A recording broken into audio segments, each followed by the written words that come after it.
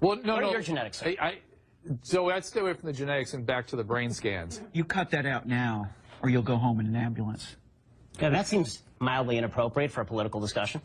Who died and made Jimmy Kimmel God? Who's Jimmy Kimmel to decide whether your thoughts and your prayers are insufficient? So your thoughts and your prayers are only sufficient if you do what Jimmy Kimmel wants you to do? That's the way this works now? Who died and made him Jesus? Like, how did this work exactly? That Jimmy Kimmel gets to be the great moral arbiter of our time, a late-night talk show host who used to host The Man Show with women bouncing on trampolines. He's now the great arbiter of what constitutes morality in politics. And if you disagree with him, your thoughts and prayers are insufficient.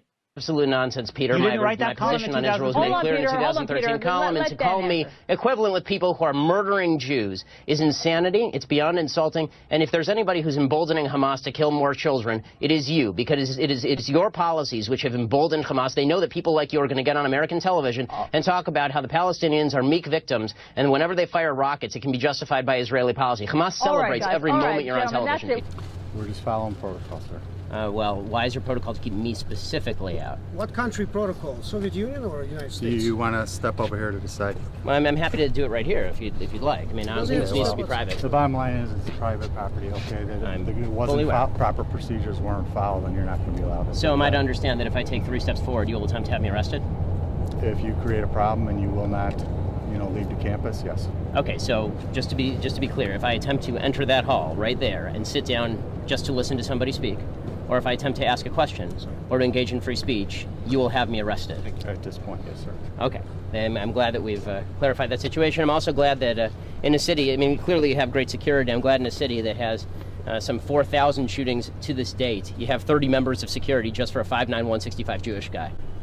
This may be a mild allocation of resources. Honestly, Pierce, you've kind of been a bully on this issue because what you do, and I've seen it repeatedly on your show, I watch your show, and I've seen it repeatedly, what you tend to do is you tend to demonize people who differ from you politically by standing on the graves of the children of Sandy Hook, saying they don't seem to care enough about the dead kids. If they cared more about the dead kids, they would agree with you on policy. I think we can have a rational political conversation about balancing rights and risks and rewards of all of these different policies, but I don't think that what we need to do is demonize people on the other side as being unfeeling about what happened in Sandy Hook. How dare you accuse me of standing on the graves of the children that died there? How dare you? I've seen you do it repeatedly, Pierce. Like I say, how dare you?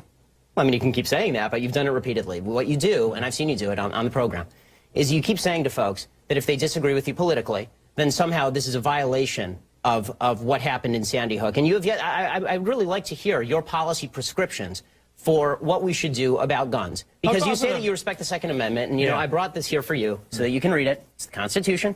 Here's the truth. The left is more dangerous than ISIS. The reason the left is more dangerous than ISIS is because ISIS can't succeed without their appeasement and help. Right? ISIS, President Obama was wrong when he labeled them the JV team because he promptly made them the non-JV team. Right? The fact is that the left is behind the rise of ISIS. Right? It doesn't matter. They can't destroy us without the left helping them along. They can't. They can't without the left pretending radical Islam doesn't exist or releasing transcripts of jihadist phone calls with the religion and Allah omitted. Right? They can't destroy us without Obama removing troops from Iraq and slashing the military, or Hillary Clinton declaring war in Libya and then leaving Americans to die in Benghazi because she's a vicious pile of nastiness piled 5'7" high. Right? The fact is that the left, if you're not fighting the left, you're doing it wrong. So if we say that ISIS is our worst enemy, that's not true. Leftism is our worst enemy because they're the ones who are going to allow ISIS to win. Of course, one government policy leads to the next. If you raise the minimum wage, then it's going to raise the rents. When it raises the rents, you're going to have to build affordable housing. When you have to build affordable housing, you have to tax people to build the affordable housing. When you tax people to build the affordable housing, people move out of the city, and you have to raise taxes on the people who remain in the city, and this is how you hollow out the economy of a major metropolitan area in the United States. You must speak the language of morality. The left wins because nobody on the left knows anything about politics. They know you're evil. That's it. They know you're a racist, sexist, bigot, homophobe who hates the poor. Right? That's what they know about you. And it's not they think that about you. They know that about you. Deep down, they know all these evil things about you, which is why Thanksgiving dinners are always so awkward if you're unfortunate to have Jewish relatives or you have friends on the left, which are the exact same focus group. The answer to all of this is to speak in the language of morality. This is why I never say the government compels people to do stuff. The government does not compel people to do stuff. The government compels people to do stuff at point of gun. Why do I say that? Because leftists are scared of guns. Right? When we say the government compels things, People say, oh, well, compulsion. Well, that's just like taxes, right? No. That's somebody coming to your house in the middle of the night with a SWAT team, with a gun, pointing it at you and dragging you off to prison for not doing what they want. And the final thing is that we have to not let Democrats get away with this nonsense that we don't care about black people. We have to actually say, no, it's Democrats who clearly don't care about black people, which is why they don't give a crap when black people shoot each other in Chicago in massive numbers, and they don't give a crap when people live in South LA in absolute abject poverty, so long as they keep getting elected, because they're a bunch of scurrilous politicians who only care about their own paycheck. White family worth, in terms of financial worth, is 69 times more than that of black families. Given this disparity, how can you argue that racism is not a driving factor in income inequality?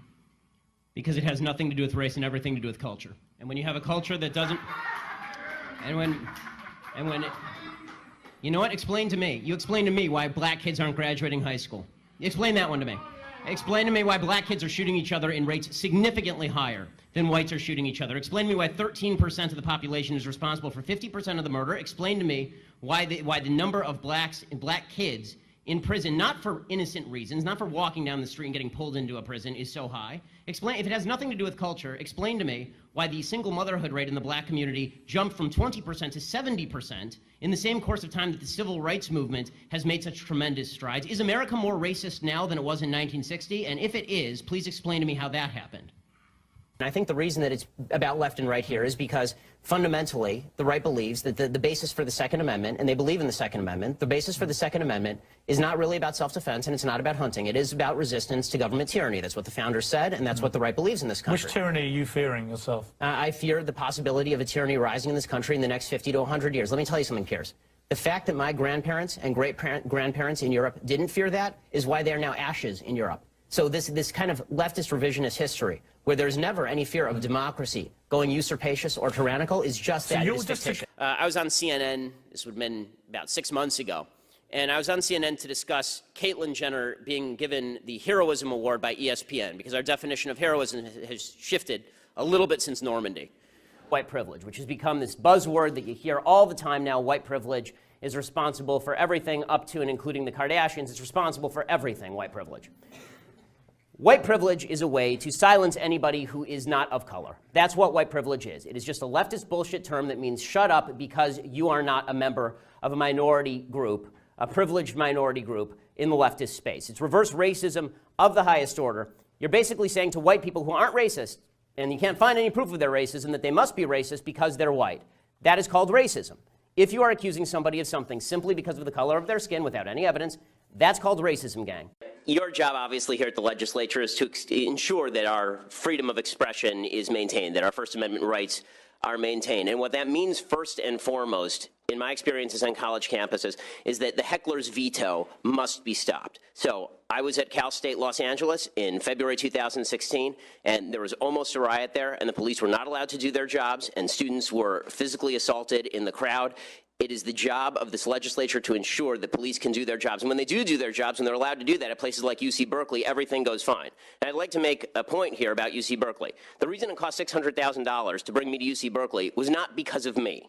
Okay, everybody keeps suggesting that it was because I was coming. I'm so controversial and so terrible. I came exactly 1 year before, and it cost this many dollars. It cost $0 for security at UC Berkeley. The reason it cost $600,000 at UC Berkeley is because Antifa and violent groups had decided that Berkeley was their domain, and they were going to be able to run roughshod over law enforcement there. And this does bring up one final point that I want to make in the long period of time that I have to discuss, and that is the problem with a legislative body such as yours trying to draw lines specifically about what hate speech constitutes. Because the fact is that one of the reasons groups like Antifa show up is not because they know who I am, it's because they have been told by people that I am promulgating hate speech, which is utterly false and utterly untrue. There are people who say vile things and with whom I disagree. Among them, people like Milo Yiannopoulos, who sent me a picture of a black baby on the day of my child's birth because I wasn't sufficiently standing up for the white population, supposedly. But that does not mean that the legislature gets to decide what hate speech is. I've been labeled a promulgator of hate speech when I was the #1 target of hate speech according to the ADL among the journalistic community in 2016. So let me suggest that as a legislature, your chief job is to ensure that my taxpayer dollars in this state go toward making sure that people like me and people with whom I disagree get to speak in places like college campuses, and not toward regulating what speech you find good and what speech you find bad, because it's a really dangerous business, and there's speech I don't like, there's speech you don't like, but if we can't agree that there is a difference difference between speech and violence, we're not going to be able to have a free state, let alone a free country. Thanks.